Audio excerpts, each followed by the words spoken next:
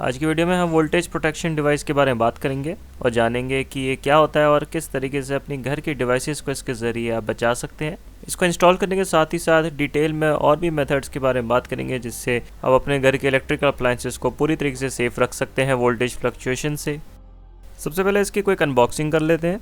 इसके बारे में कुछ बेसिक डिटेल्स बॉक्स के ऊपर लिखी हुई आपको मिल जाती है और इंस्टॉलेशन में सहायता करने के लिए कंपनी ने अपना कॉन्टैक्ट नंबर भी दिया है।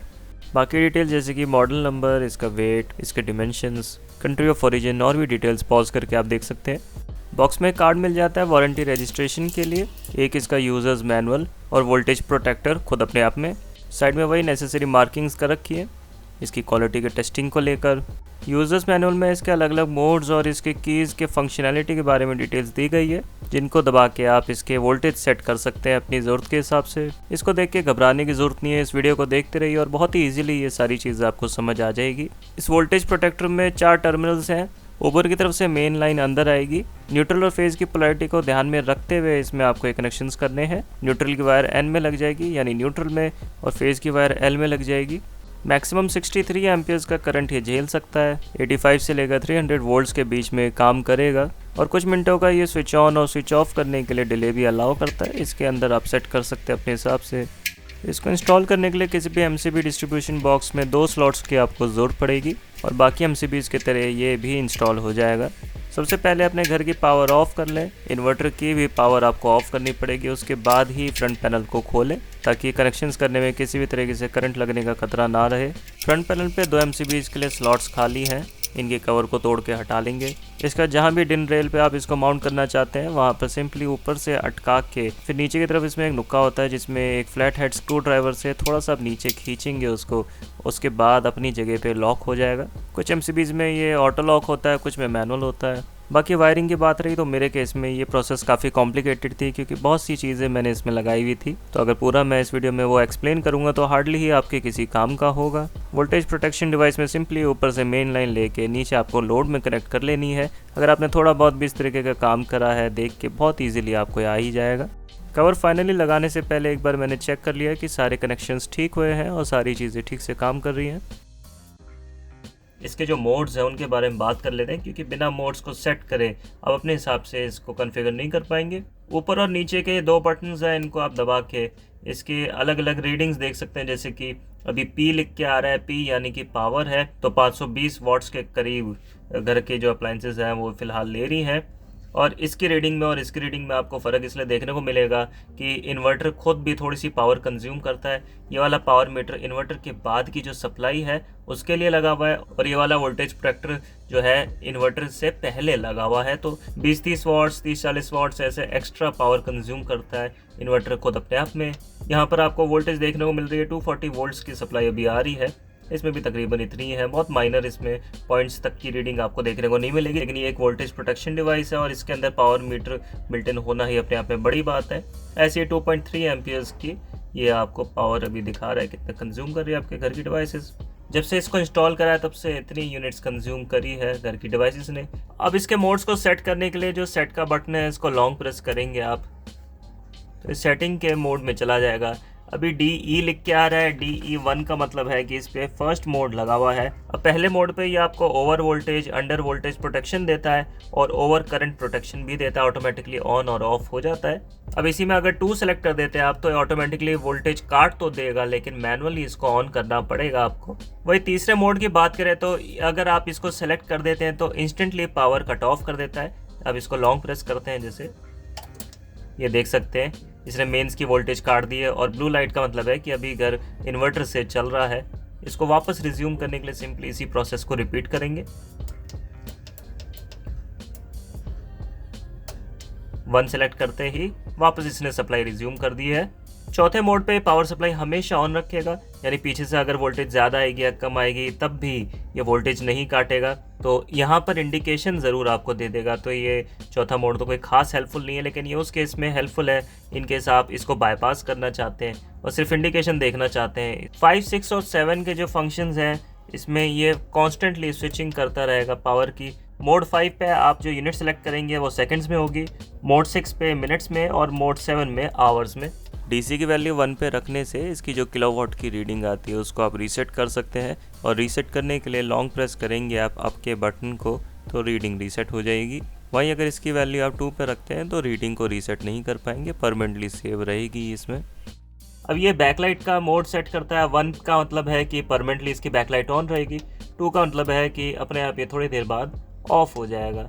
55 पे आप इसके डिले का सेटिंग कर सकते हैं कि कितनी देर बाद पीछे से इसमें जब पावर आएगी तो ये स्विच ऑन करेगा आपकी अप्लायंसेस को।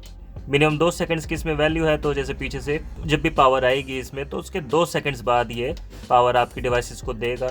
मैक्सिमम 512 सेकंड्स तक आप इसको सेट कर सकते हैं। इस वाले मोड में आप ये सेट कर सकते हैं कि कितनी वोल्टेज के पार इस वोल्टेज प्रोटेक्टर को सप्लाई बंद कर देनी है आपके घर के लिए। 85 से लेकर 300 वोल्ट्स के बीच में कोई भी वैल्यू आप इसमें डाल सकते हैं और यहाँ पर आपको वो वैल्यू सेट करनी है जब एक पर्टिकुलर वोल्टेज ये रीच कर देगी उसके बाद पावर रिज्यूम करेगा। सपोज 253 वोल्ट्स के पार एक बार वोल्टेज पहुंच गई है तो इसमें अगर आपने 249 सेट कर रखा है तो जब तक वोल्टेज 249 के नीचे नहीं आएगी तब तक ये पावर रिज्यूम नहीं करेगा। इन दोनों के बीच का फर्क कम से कम 5 वोल्ट्स होना चाहिए। तो अगर उसको मैंने 253 सेट करा तो इसको 248 से ज़्यादा मैं सेट नहीं कर सकता, यानी 249 नहीं कर पाऊंगा। 5 वोल्ट्स का बीच में डिफरेंस रहेगा। ऐसी अंडर वोल्टेज के लिए आप इसमें एक लिमिट सेट कर सकते हैं। 170 ये अंडर वोल्टेज इसमें सेट करी हुई है। ये भी 85 से लेकर 300 वोल्ट्स के बीच में आप कोई भी वैल्यू सेट कर सकते हैं। जैसे हमने रिकवरी वैल्यू ओवर वोल्टेज के लिए सेट करी थी, ऐसी अंडर वोल्टेज के लिए भी रिकवरी वैल्यू सेट करनी होगी। 5 वोल्ट्स का मिनिमम डिफरेंस इसमें भी रहेगा। अब यहाँ पर इसके जजमेंट टाइम आप अपने हिसाब से चेंज कर सकते हैं, यानी कितना टाइम ये लेगा वोल्टेज को जज करने के लिए। 1 सेकंड तक ये वेट करे, 2 सेकंड तक करे। अगर वोल्टेज की फ्लक्चुएशन आ रही है आपके एरिया में बहुत ज़्यादा तो इतना टाइम ये लेगा वोल्टेज चेक करने में, जज करने में। तो 1 सेकंड अभी इसमें सेट है, मिनिमम 0.1 सेकंड्स कर सकते हैं और मैक्सिमम आप इसमें 60 सेकंड्स तक सेट कर सकते हैं। अगर इसकी वैल्यू को आपने बहुत ही ज़्यादा बढ़ा दिया तो हो सकता है कि पीछे से बहुत ज़्यादा हाई वोल्टेज आती है तो एक ज़्यादा टाइम ये ले वोल्टेज कट ऑफ करने में, तो उससे आपकी डिवाइसेस को डैमेज हो सकता है। इसलिए जितना कम इसकी वैल्यू को रखेंगे उतना अच्छा है। अगर एरिया में बहुत ज़्यादा फ्लक्चुएशन हो रही है, बार बार ये स्विच ऑफ कर रहा है सप्लाई को, तो थोड़ा बहुत इसको अपने हिसाब से मॉडिफाई कर सकते हैं आप। इसमें ओवर करंट प्रोटेक्शन के लिए आप यूनिट सेट कर सकते हैं। बाय डिफ़ॉल्ट वैसे 63 एम्पियर्स का ये यूनिट सेंड करते हैं, लेकिन ये वाली जो यूनिट है ये 80 एम्पियर्स की है, तो इसको आप या तो ऑफ कर सकते हैं या फिर इसमें कोई भी एम्पियर वैल्यू आप सेट कर सकते हैं। मैंने 80 कर रखी है। आईसी में आप मैलिग्नेंट लोड के लिए सेटिंग कर सकते हैं। अब ये क्या होता है, सपोज आप ये नहीं चाहते कि कोई रेसिस्टिव लोड चलाया जाए आपके किसी सपोज हॉस्टल में, जैसे कि वाटर हीटर्स हो गए या ज़्यादा पावर के कोई बल्ब्स हो गए, आधे एम्पियर से लेकर 5 एम्पियर के बीच में इसकी कोई भी यूनिट आप सेट कर सकते हैं। ये ध्यान रखिए कोई भी ट्यूबलाइट्स हैं तो वो भी इसी में काउंट होगी, क्योंकि जैसे ही ये रेसिस्टिव लोड को टेस्ट करेगा और उसकी यूनिट अगर इसकी सेट यूनिट से पार हो गई तो इंस्टेंटली ये सप्लाई काट देगा। यहाँ पर ओवर करंट के जजमेंट के टाइम की वैल्यू आप सेट कर सकते हैं। ये भी 1 सेकंड्स का रखी है, 0.1 से लेकर 60 सेकंड्स के बीच में कर सकते हैं। तो इतना टाइम ये लेगा करंट को स्विच ऑफ करने से, इन केस ओवर करंट इस पर जा रहा है। यहाँ पर आप रिकवरी वैल्यू सेट कर सकते हैं। 1 सेकंड से लेकर 512 सेकंड्स के बीच में कोई भी वैल्यू डाल सकते हैं। मैंने 3 सेकंड्स का रखी है और ये पिछले एरर्स दिखा रहा है कि कितने एरर्स इसमें आए हैं। अब तक आपने बहुत से तरीके की वोल्टेज प्रोटेक्शन डिवाइसेस के बारे में सुना होगा। अगर आपका बजट बहुत ही कम है और वोल्टेज स्टेबलाइजर आप नहीं चाहते तो एक वोल्टेज प्रोटेक्टर बहुत ही ज़्यादा आइडियल डिवाइस है आपके लिए। अब इसमें आप अपने हिसाब से सेट कर सकते हैं कि कितनी वोल्टेज पे आप चाहते हैं कि वोल्टेज कट ऑफ करे। जैसे कि एक हायर वोल्टेज आपने सेट कर दी, एक लोअर वोल्टेज सेट कर दी, तो उसके बीच में जब तक बिजली आएगी आपके घर में तभी तक ये वोल्टेज आपको सप्लाई करेगा। जैसे ही उससे ऊपर जाएगी, जैसे ही नीचे जाएगी तो इसके अंदर रिलेज लगे हुए हैं, वो वोल्टेज काट देते हैं। बहुत ही स्मार्टली काम करता है। अब बहुत से लोग सोचेंगे भाई वोल्टेज स्टेबलाइजर से सुपीरियर हो गया क्योंकि सेम काम ये कर रहा है। नहीं, ये सेम काम नहीं कर रहा है। वोल्टेज स्टेबलाइजर वोल्टेज को स्टेबलाइज करता है। ये केवल एक कट ऑफ डिवाइस है, यानी अगर 250 वोल्ट्स आपके घर में आ रही है तो आपने सेट कर दिया कि 250 के ऊपर वोल्टेज जाएगी तो इंस्टेंटली कट ऑफ कर दे, तो 250 के ऊपर कट ऑफ कर देगा। ये वोल्टेज को कम करके नहीं दे सकता जैसे कि एक वोल्टेज स्टेबलाइजर दे सकता है। वोल्टेज स्टेबलाइजर में 2 रीडिंग होती है, एक तो बक की, एक बूस्ट की। तो जैसे 40 वोल्ट्स ये आपको बूस्ट कर सकता है और 40 वोल्ट्स के करीब ये बक कर सकता है, यानी कि कम कर सकता है। तो अगर 250 वोल्ट्स आ रही है तो ये उसको कम करके 220 तक दे सकता है। अगर 270 आ रही है तो उसको कम करके 230 तक दे सकता है। अगर 150 वोल्ट्स आ रही है तो उसको बढ़ा के 190 वोल्ट्स दे सकता है। लेकिन ये वोल्टेज प्रोटेक्टर ऐसा नहीं कर सकता क्योंकि इसके अंदर कोई भी ट्रांसफार्मर नहीं है जिससे ये वोल्टेज कम कर पाए या बढ़ा पाए। तो सिर्फ कट ऑफ के लिए हम इसको इस्तेमाल करते हैं। अब दोनों का अपना अपना एप्लीकेशन है। मेन लाइन पे वोल्टेज प्रोटेक्टर हम लगा देते हैं। उसके बाद आपका इन्वर्टर हो गया, फिर स्टेबलाइजर हो जाता है अलग अलग डिवाइसेस के लिए, जैसे कि कंप्यूटर के लिए ये वाला मैंने लगाया हुआ है, टीवी और साउंड सिस्टम के लिए वो अलग हो जाता है, हर एसी के लिए आप अपने घर में अलग लगाते हैं। तो उस तरीके से मैं प्रेफर करता हूँ। और वोल्टेज प्रोटेक्टर जैसे ही वोल्टेज कट ऑफ करेगा तब क्या होगा, आपके घर में बिजली चली जाएगी सिंपली।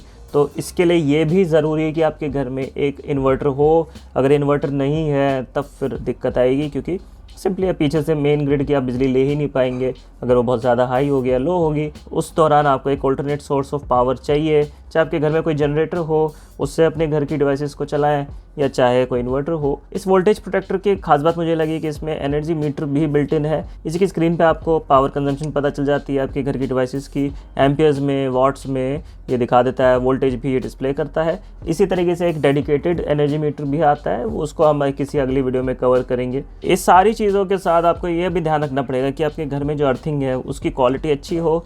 अच्छी ग्राउंडिंग बहुत ही ज़्यादा ज़रूरी है आपके एरिया में। अगर ग्राउंडिंग अच्छी नहीं है तो भी डिवाइसेस ख़राब हो सकती है, प्रॉपर अर्थिंग उनको नहीं मिल पाएगी। तो अब साइड से प्रोटेक्शन के लिए जो भी आप डिवाइसेस लगाते हो ग्राउंड में ही एक्स्ट्रा करंट सेंड करती हैं। इसी तरीके से न्यूट्रल के अंदर भी फेज़ का करंट नहीं आना चाहिए। अब मेरे साथ ये दिक्कत आ रही थी कि न्यूट्रल में ही करंट घूम के आ रहा था, किसी ने कुछ वायरिंग का फॉल्ट कर रखा था, मुझे नहीं पता। ग्राउंडिंग इशू को चेक करने के लिए फेज़ और अर्थ के बीच में आप वोल्टेज एक बार देखेंगे तो आपको नॉर्मल 220 के आसपास मिलेगी, और ऐसे ही न्यूट्रल से ग्राउंड के बीच में आप चेक करेंगे तो वोल्टेज 3 वोल्ट से कम होनी चाहिए, लेकिन मेरे केस में पूरी 240 वोल्ट्स आ रही थी, यानी दोनों न्यूट्रल में और फेज़ में करंट आ रहा था। और ग्राउंड पे टच करके, चाहे आप वायर न्यूट्रल पे टच करें या फेज़ पे टच करें, दोनों से ही डिवाइसेस चल रही थी, और बहुत ही खतरनाक सिचुएशन थी। इस बारे मैंने कंप्लेंट करी, बहुत मुश्किल से इशू एस्केलेट करवाया। अब बिजली वाला आएगा डिपार्टमेंट से, वो जानबूझ के इशू सॉल्व नहीं करते हैं ताकि आप उन्हें पैसे दें, उसके बाद जाके वो देखते हैं, नाटकबाजी टिपिकली होती है। किसी तरह इशू सॉल्व हो गया और सारी डिवाइसेस अब फिर से सेफ़ है। इसके कारण दिक्कत भी आ रही थी कि माइक में जैसे हल्की हल्की सी करकराहट सी आती है, क्रैकलिंग साउंड आती है जब आप वॉइस रिकॉर्डिंग कर रहे होते हैं यूट्यूब वीडियोज़ के लिए। वोल्टेज प्रोटेक्टर भले ही एक स्टेबलाइजर की जगह नहीं ले सकता, लेकिन बहुत ही हेल्पफुल डिवाइस है आपके घर के अप्लायंसेस को ओवर या अंडर वोल्टेज से बचाने के लिए। वोल्टेज स्टेबलाइजर और सर्ज प्रोटेक्टर्स की हमने ऑलरेडी बात कर रखी है अपनी पिछली वीडियोस में, उनके लिंक्स भी आपको इस वीडियो के डिस्क्रिप्शन में मिल जाएंगे जाके समझने के लिए, क्योंकि हर चीज़ का अपना एक एप्लीकेशन है और इनमें से कोई भी चीज़ एक दूसरे को रिप्लेस नहीं कर सकती। सबसे अच्छी बात इस वोल्टेज प्रोटेक्टर की ये है कि इसके अंदर एनर्जी मीटर भी बिल्ट इन है, तो अपनी पावर कंजम्पशन आप इसे चेक कर सकते हैं, और भी ढेर सारे फीचर्स ये आपको देता है, तो इसीलिए ये एक वैल्यू फॉर मनी प्रोडक्ट है। अब फाइनली इसके रिव्यू की बात करें तो एक्सेलेंट बिल्ड क्वालिटी है इसकी, किसी भी तरह की मेल फंक्शनिंग मैंने नोटिस नहीं करी, कोई भी ओवर हीटिंग नहीं है, किसी तरह की फ़नी स्मेल्स नहीं है, डिस्प्ले क्लियर है, बैकलाइट स्ट्रॉन्ग है, और रीडिंग्स आराम से पढ़ने में आ जाती है दूर से ही। बटन ज़्यादा हार्ड नहीं है प्रेस करने में, और बहुत ही क्लियर फीडबैक देते हैं ये। इस वोल्टेज प्रोटेक्टर की कीमत की बात करें तो ये प्रोडक्ट आपको 2000 रुपये के आसपास मिल जाना चाहिए। इसी तरीके से एक एनर्जी मीटर भी इंस्टॉल करा हुआ है मैंने, उस पर एक अलग डेडिकेटेड वीडियो बाद में आपको मिल जाएगी। इन सभी प्रोडक्ट्स की कीमत जानने या इन्हें खरीदने के लिए वीडियो के डिस्क्रिप्शन में दिए गए लिंक्स पे जाके आप चेक कर सकते हैं। मुझे उम्मीद है वीडियो आपको पसंद आई होगी। अगर आपके कोई भी सवाल है वोल्टेज प्रोटेक्शन डिवाइसेस से जुड़े हुए तो कमेंट्स में ज़रूर पूछ सकते हैं मुझसे।